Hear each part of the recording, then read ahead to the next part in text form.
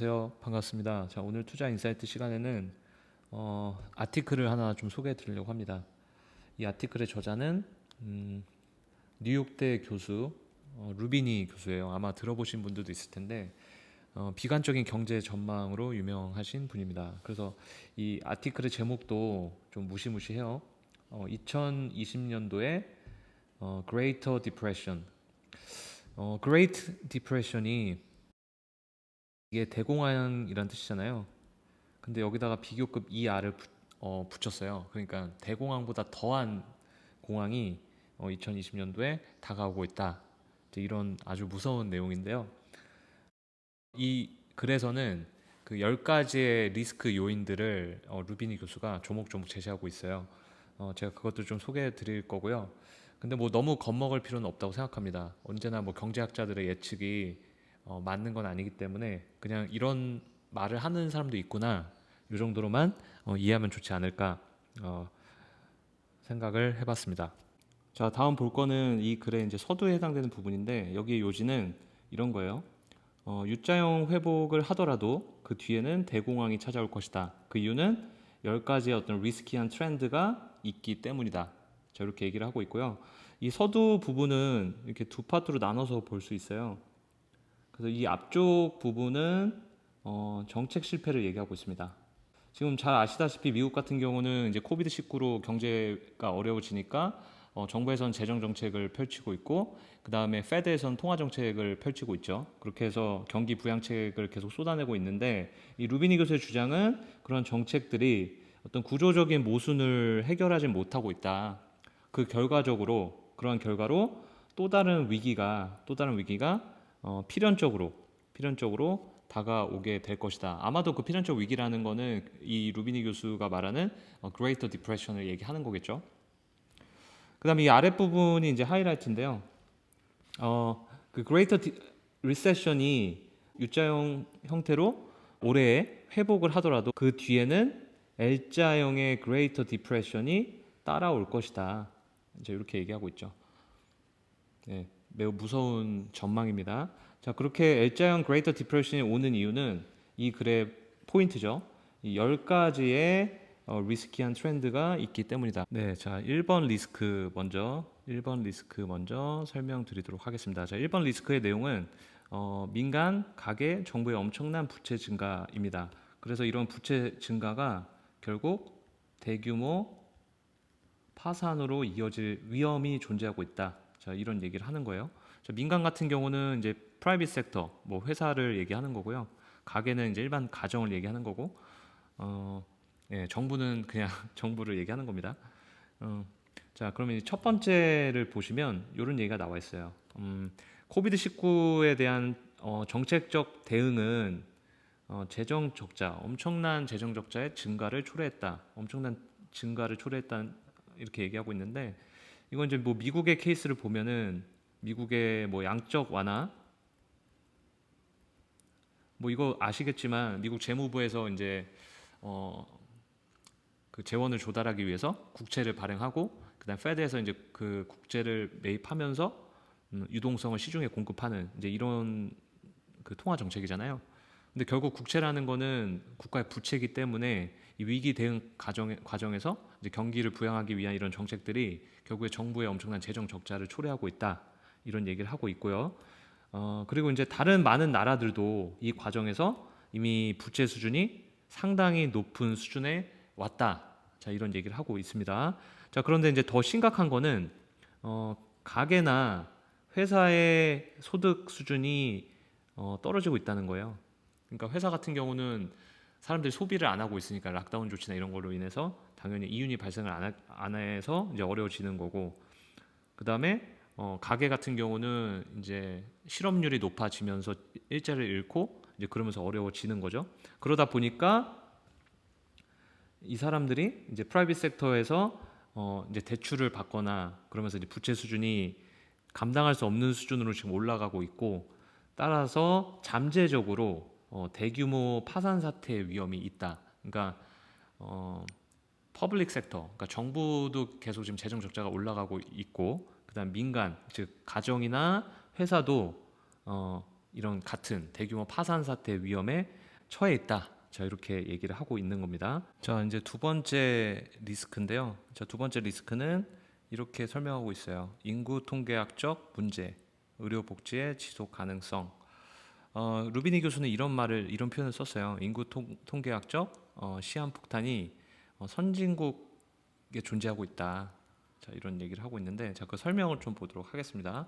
자, 어쨌든 이번 이 코비드-19 위기가 터지면서 이제 어떤 인식이 생겼냐면, 이 건강 의료 분야, 여기에 좀 더 많은 이제 공적 자금이 할당되어야 된다.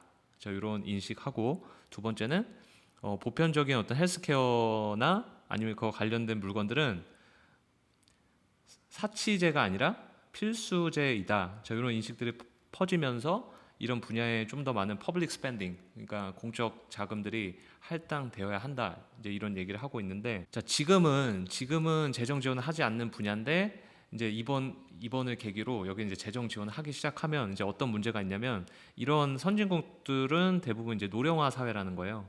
자, 그러면 여기 아래 표를 보시면 그런 것들을 퍼블릭 스펜딩을 한다고 이제 결정해 놓으면 이제 결국에 에이징 소사이어티 때문에 이제 노인 인구들이 증가하잖아요. 노인 인구가 증가한다는 얘기는 이제 의무적으로 의료 복지를 해줘야 되는 대상이 계속 늘어난다는 얘기고, 그렇게 되면 이제 그런 비용이 계속 증대를 하면서 이제 그런 것들은 이 암묵적 부채가 돼서 결국 이제 미래를 위협할 수 있다. 이렇게 얘기를 하는 거예요.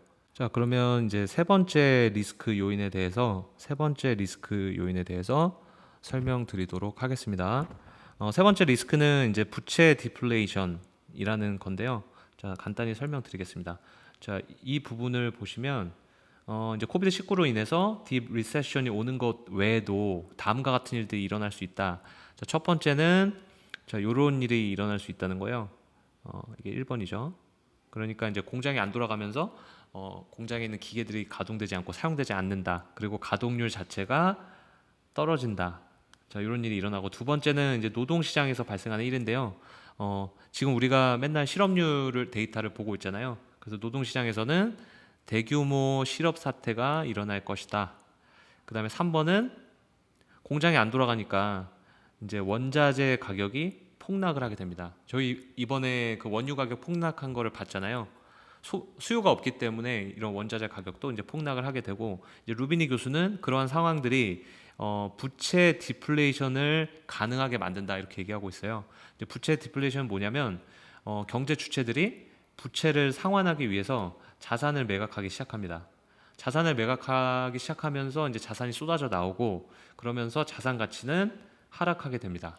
자산 가치가 하락하니까 경제 주체들의 어떤 소비력이 감소를 하게 되고, 소비력이 감소하면서 이제 경기는 활력을 잃어버리게 되는 거죠. 그러면서 경기 침체 상태에 돌입하는 이제 그런 상황이 벌어질 수 있다. 자, 이렇게 예언을 하고 있습니다. 자, 정리를 하면 코비드-19로 인해서 일단 리세션이 초래되는 것 외에도 다음과 같은 일들이 일어난다.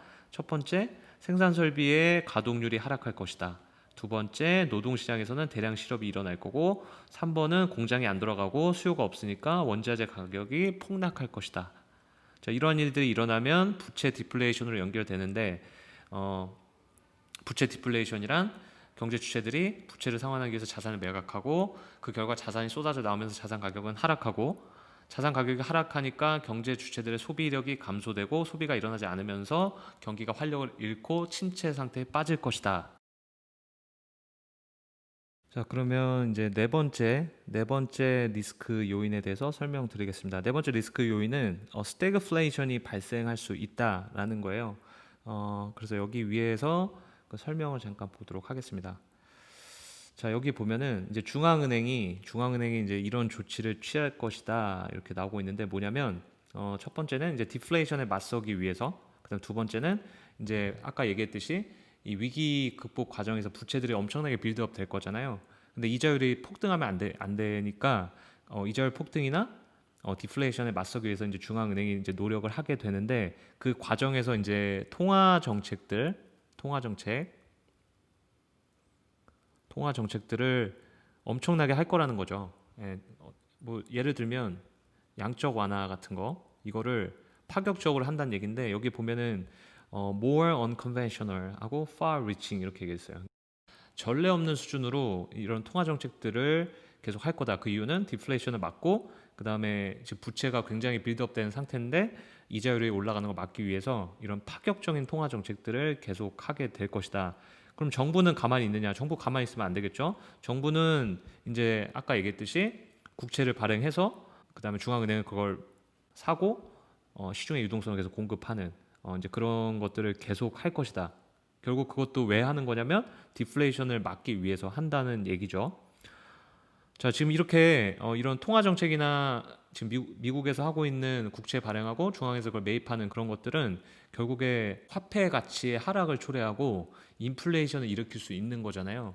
그러니까 시중의 통화량이 늘어나니까 인플레이션이 일어날 수 있는 조건이 되는 거죠. 자, 그런데 인플레이션이 일어난 조건 하나가 더 있어요. 뭐냐면 여기 파란 글씨로 나와 있는데 이건 이제 공급 충격이라고 보시면 됩니다. 이건 뒤에서 좀 더 자세하게 설명이 되는데 이 코비드 때문에 이제 국가 간의 어떤 트레이드가 이게 원활하지 않게 된 거예요. 그러다 보니까 원래 옛날에 그 어떤 글로벌 밸류 체인을 이용해서 어떤 물건을 만들면 비용이 굉장히 저렴했는데 그거를 한 나라에서 해결하려고 하다 보니까 물건의 가격이 굉장히 올라갈 수 있는 거죠. 최적화된 시스템으로 만들어내는 게 아니잖아요. 지금 글로벌 밸류 체인 같은 경우는 엄청나게 이게 분산되어 있는데 이제 그런 것들이 차단되면서 각자 알아서 해결해서 물건을 만들다 보니까 비용이 증가해서 인플레이션이 발생하는 거예요.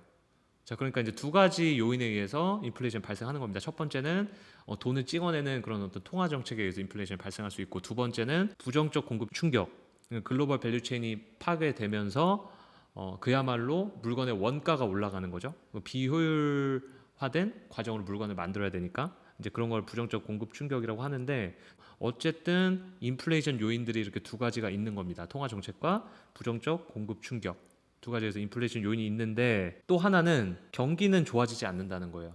그걸 우리는 이제 스태그네이션이라고 하는데, 스태그네이션은 장기 경제 침체를 얘기하는 거죠. 인플레이션은 통화 정책이나 공급 충격에 의해서 발생한 상태인데 경기는 좋아지지 않아요. 우리는 그거를 스태그플레이션이라고 하죠. 그러니까 인플레이션이 온 상태에서 경제는 침체된 상태. 그러니까 지금 그게 올 수 있는 최적의 환경이다. 이렇게 이제 루비니 교수는 경고하고 있는 겁니다. 길고 지루한 영상 끝까지 봐주셔서 감사합니다. 더 좋은 영상으로 찾아뵙겠습니다.